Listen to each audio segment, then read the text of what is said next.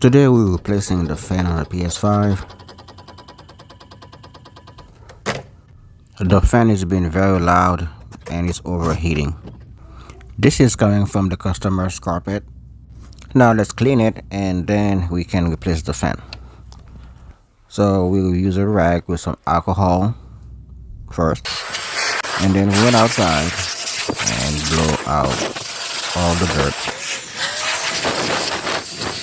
And when we get inside, you're gonna see a big difference. It's now really clean. This is the bad fan, and this is the new one. Let's install it.